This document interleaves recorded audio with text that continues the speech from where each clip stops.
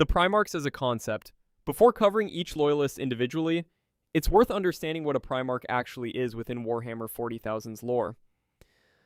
The 20 Primarchs were engineered by the Emperor of Mankind himself using genetic material intended to produce demigod-level superhuman commanders, each one meant to lead a Space Marine Legion during the Great Crusade to reunite humanity's scattered colonies. Before this plan could be completed, the Chaos Gods intervened directly, scattering the infant Primarchs across the far reaches of the galaxy, where each one landed on a different world and it was subsequently raised in wildly different circumstances, from feral death worlds to industrial hive cities to nomadic plains, circumstances that would go on to shape both their individual personalities and the distinct martial cultures of the legions they would eventually command.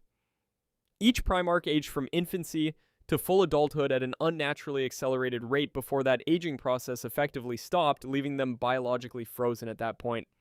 Indefinitely, a trope longtime followers of the setting describe as immortality beginning at 20, though this apparent permanence does have documented limits, as Lionel Johnson's own physical appearance shows noticeable aging across the roughly 10,000 years between his original disappearance and his eventual reawakening in the modern era.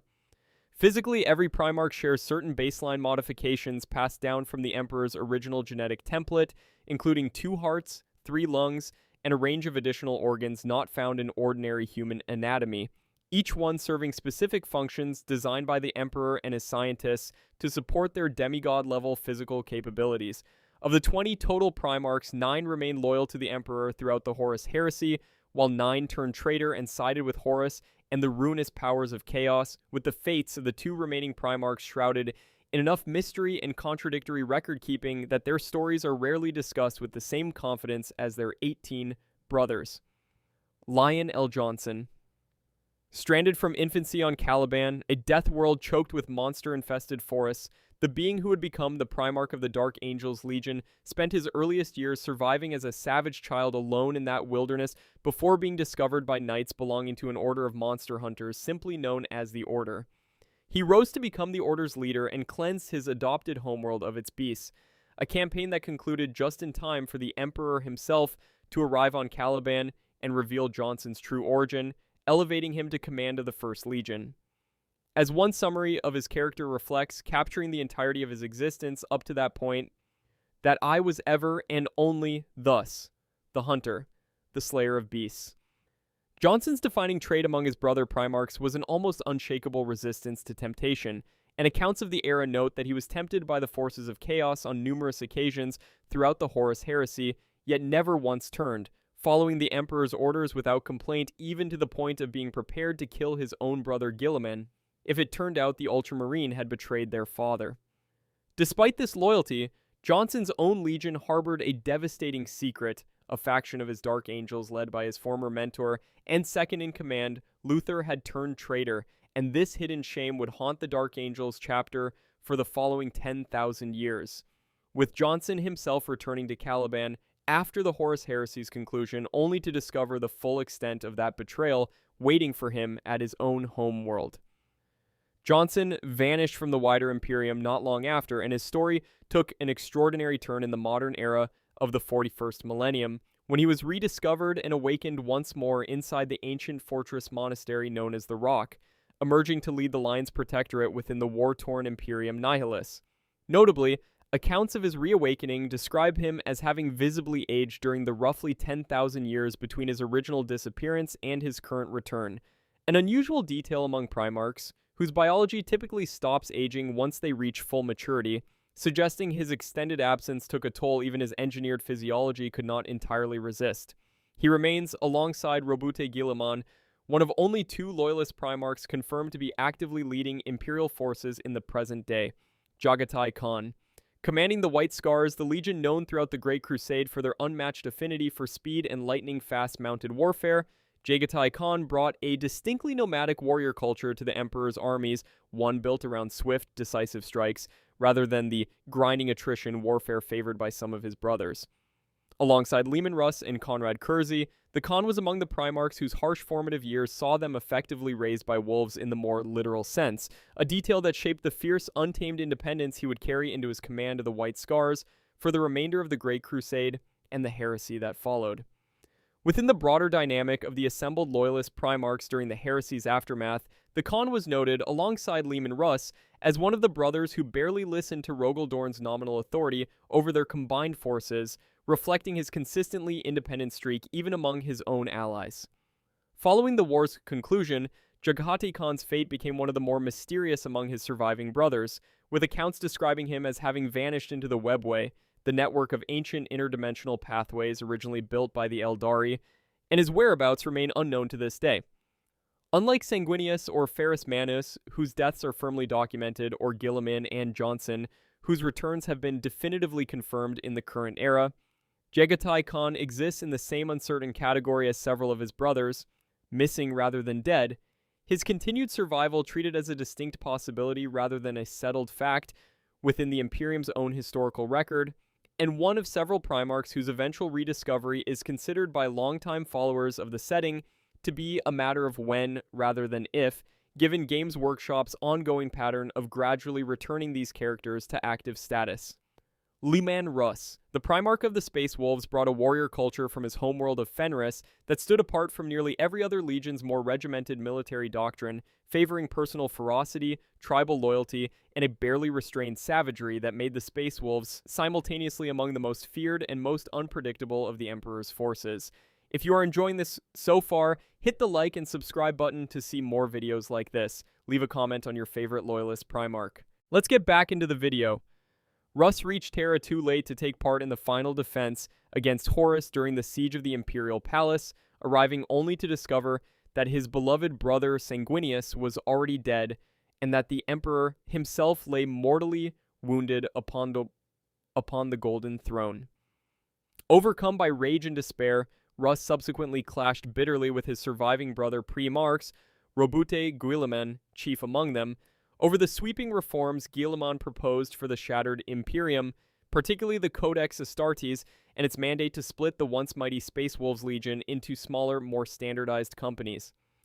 Ultimately, Russ chose to leave his legion entirely, taking only a select few of his most trusted battle brothers with him to pursue the fleeing traitor forces directly into the Eye of Terror, leaving the ancient dreadnought Bjorn the Fell-Handed in command of the Space Wolves in his absence.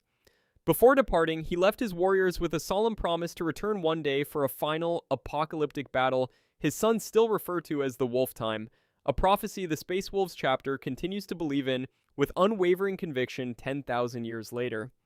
Like Jagatai Khan in Corvus Corax, Russ occupies that same uncertain middle ground shared by several of his brothers, neither confirmed dead like Sanguinius and Ferrus Manus, nor confirmed returned like Guilliman and Jonson, but simply gone, his continued existence a matter of prophecy and faith among the sons he left behind rather than documented historical fact. Rogal Dorn, known across the Imperium by titles including the Praetorian of Terra and the Lord of the Phalanx, Rogal Dorn commanded the 7th Legion, the Imperial Fists, from their homeworld of Inwit, and his defining genius lay in fortification, siege warfare, and the kind of patient, methodical, defensive strategy that made him the Emperor's natural choice to oversee the defense of the Imperial Palace itself during the climactic siege of Terra. During the war's final desperate stages, Dorn joined the Emperor Sanguinius, the custodian Constantine Valdor, and their assembled warriors in the ill-fated Anabatis strike teams. A coordinated assault launched directly at Horus aboard his corrupted flagship, the Vengeful Spirit, an attack that turned out to be a trap the War Master himself had carefully baited.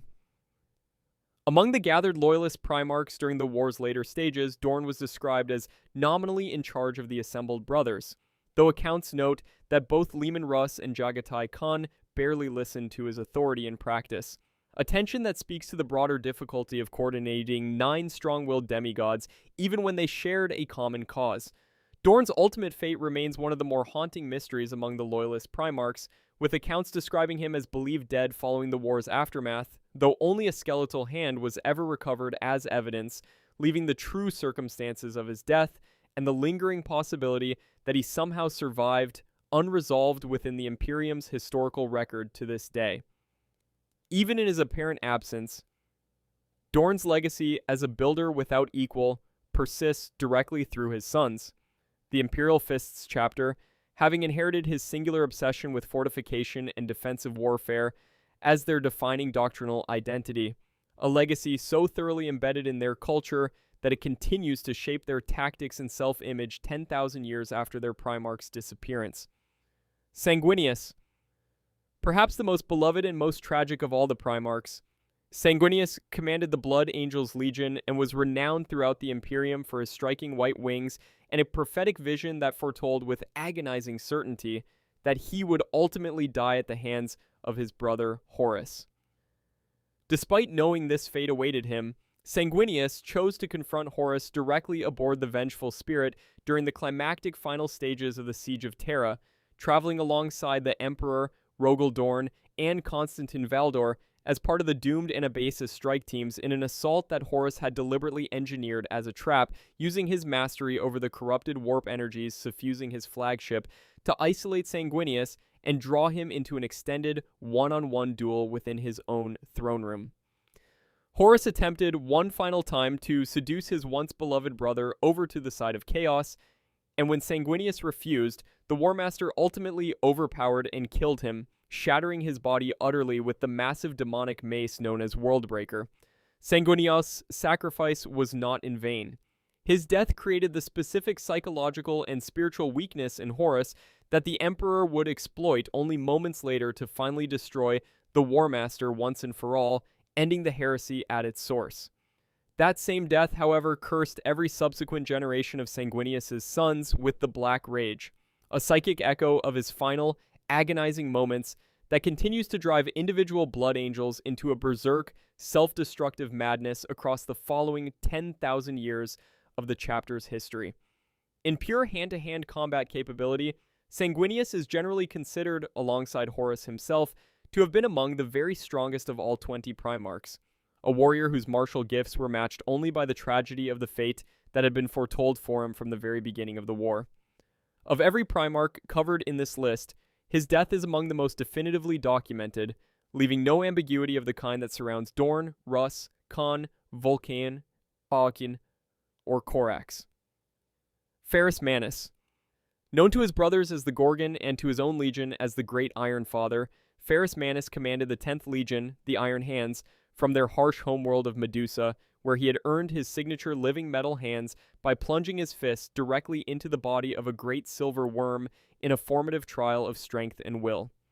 Ferrus Manus holds the grim distinction of being the very first Primarch to die during the Horus Heresy, killed at the infamous drop site massacre on the volcanic world of Istvan V, an ambush where 4 supposedly loyalist Space Marine legions revealed their true traitor allegiance and turned on their unsuspecting brothers without warning. Accounts of the battle describe Ferrus refusing to heed the warnings of his fellow Loyalist Primarchs present at Istvan V,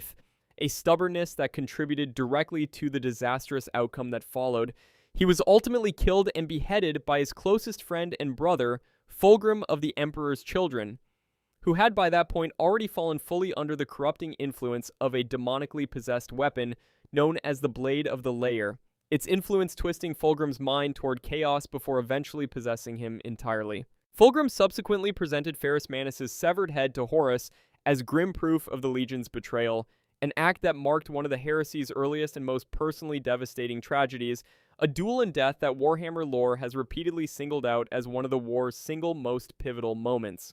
This singular, traumatic loss shaped the entire subsequent psychology of the Iron Hands chapter, whose enduring obsession with replacing weak, fallible flesh with cold, dependable machinery traces its origin directly back to the manner of their Primarch's death at a brother's hands, a lesson the Iron Hands drew deeply into their culture that it continues to define how the chapter recruits, trains, and augments its own Space Marines to this day, treating organic weakness itself as the enemy that killed their father.